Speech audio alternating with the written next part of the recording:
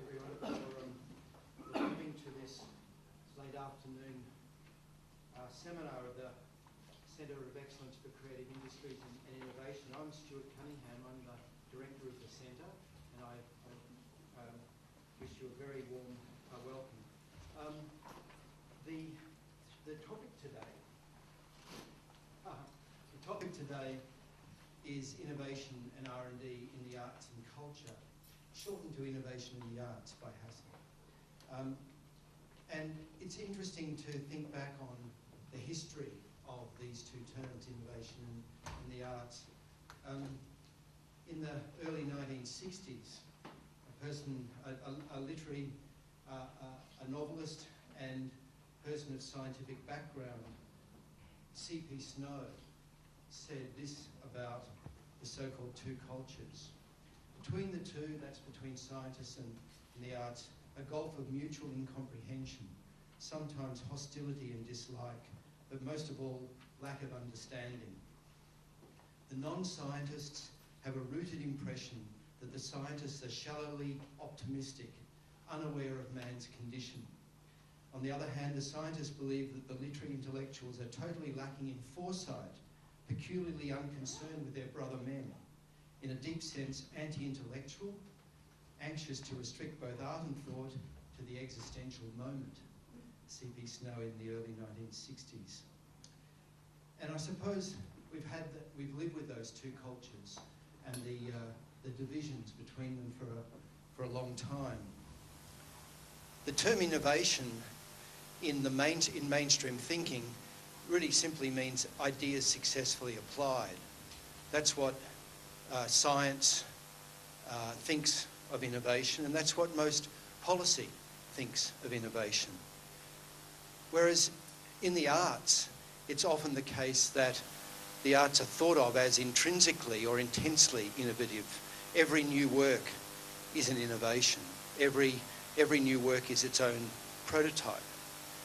So those kinds of attitudes, one, that innovation is about the successful application of ideas, typically in commercial applications, and the other, that every new work is intrinsically innovative, has tended to produce a situation where we pass like ships in the night between the two, and thus the two cultures are perpetuated. The Centre of Excellence for Creative Industries and Innovation, which is based here at QUT and as I say, which I direct, over the last 6 years has been dedicated to addressing this question.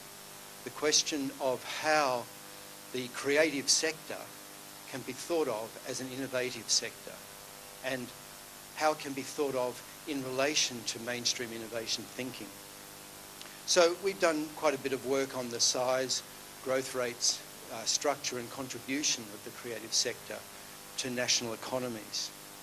We've done quite a bit of work on IP, on intellectual property, and the impasses that are now incredibly divisive between a hard approach to copyright, the copyright control approach to copyright and other forms of intellectual property, and the more open content approaches that are so much a part of the digital age and the digital revolution. So we've done a lot of work in that very difficult sphere. And we've done a lot of work on the social dimensions of big data.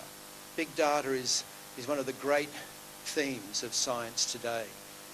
The data that's generated through astronomy, through bioinformatics, and how you understand it and how you analyse it has got many of the great scientific minds really engaged.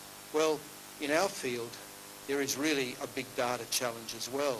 And it's the data that's generated by social media and by the massive new forms of social communication, of public communication, of online publics that are being generated on the new platforms. So there's some examples of the work that we've been doing in the centre. Tonight we're really thrilled to have one of our research fellows and the director of the Creative Industries Unit in the National Endowment for Science, Technology and the Arts in London, NESTA. His name is Hasan Bakhshi, and he's with us for a week as a QUT Distinguished Visitor. Hasan has been at the forefront of the application of rigorous innovation and R&D frameworks to the support and evaluation of arts and culture. And so I think it's a fantastic opportunity that we've got to hear from one of the people who are at the cutting edge of bringing innovation and R&D thinking together with arts and culture. Now, you'll all have had a chance, I hope, to have looked at Hasan's extended biography. It was available on the web with this notice of this event, and there are some hard copies out the back if you'd like to pick one up. Hasan's great stress in the last few years of his work in NESTA has been about the application of formal experimental research methods in the creative and cultural area. And he has done a number of very important pieces of work in this area, which he'll no doubt talk about tonight.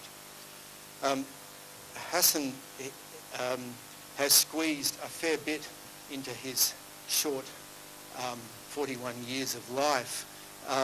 He worked in the Bank of England for 8 years. He worked in Lehman Brothers well before the great crash. He has, for the last 6 years, worked at NESTA. He's a graduate of Oxford and Cambridge universities in economics, and he therefore is one of those rare people who brings both a rigorous economic framework but a great passion for the arts and culture to this sphere that he's going to address tonight. So over to you, Hasan. It's a great, it's wonderful to welcome you here to Brisbane and to the centre. And this is Hasan Bakhshi, Innovation and R&D in the Arts and Culture.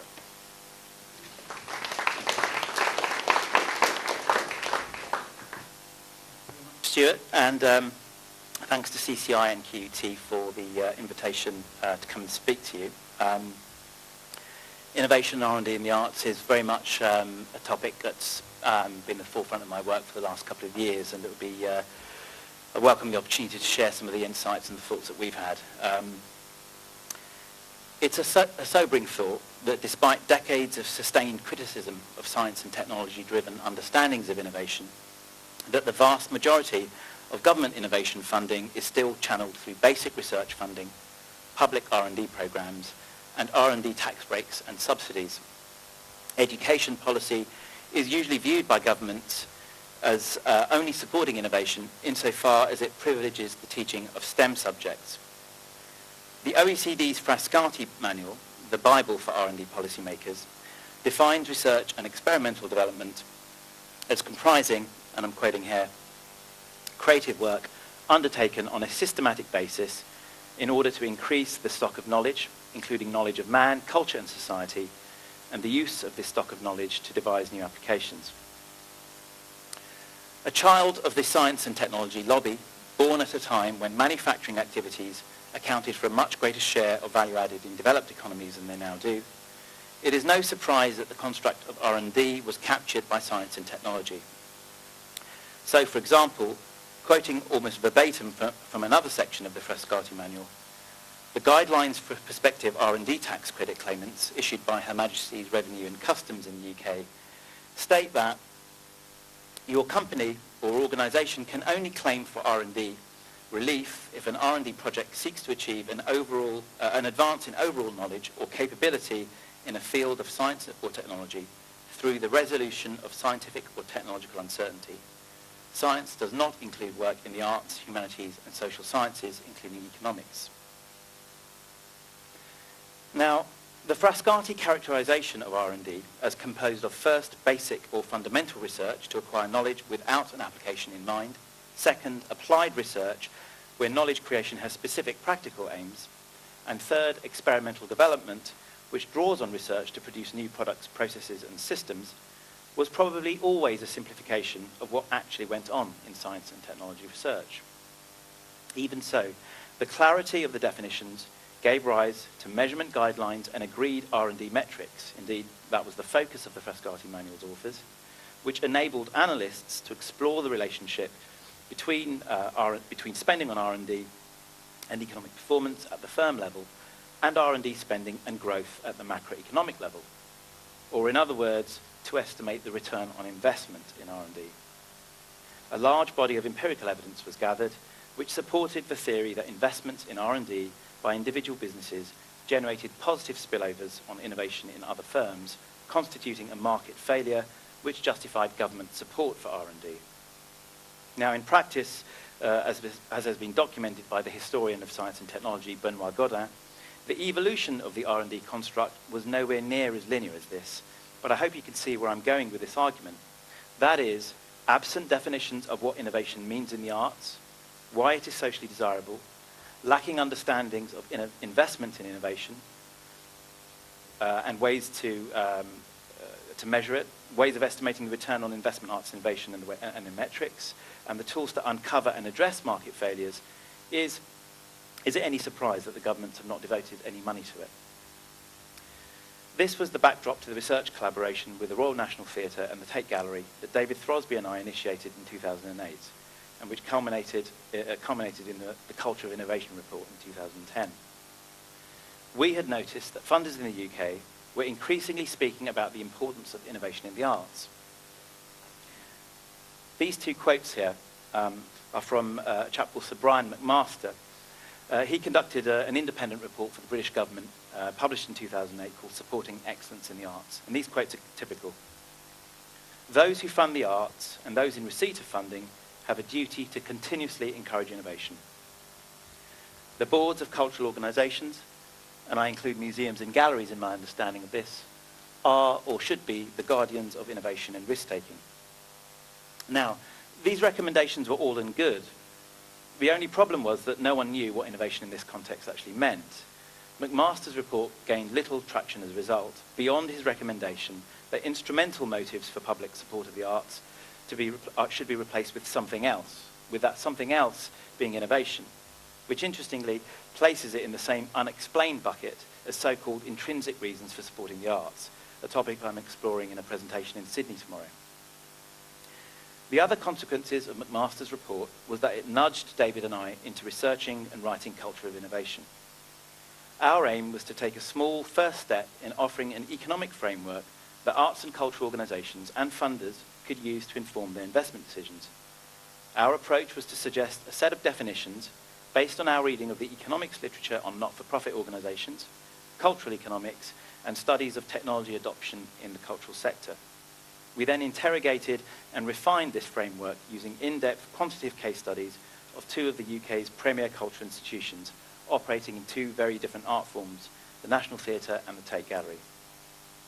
These organisations gave us unprecedented access to their audience data as well as to their executive team. And the framework we ended up with is as follows. It stressed 4 dimensions of innovation in the arts. First, innovation in art form development, the development of new work that at least has the potential to influence artistic trends and perhaps lead them in new directions altogether. Second, innovation in audience reach, and that's made up of audience broadening, that is capturing a larger share of the population segment known to be traditional participants, but who currently do not attend. Audience deepening, which is intensifying current participants' level of involvement, measured, for example, by the number of attendances per individual per year, or by the degree of audience engagement with the art form itself. And audience diversifying, that is, attracting new groups of consumers who would not otherwise attend. The third dimension was innovation in value creation, new ways in which a cultural institution creates value, whether that is mediated in markets or not, hence requiring techniques from public economics like contingent valuation to measure them. And lastly, innovation in business model, changes in financial models or in organisational processes which support new ways of creating value. Perhaps the most exciting element of the research was the experimental collaboration with the National in its pilot NT live broadcasts of theatre to digital cinemas. And I should apologise here, there'll be a bit of overlap for those that have heard me speak earlier today.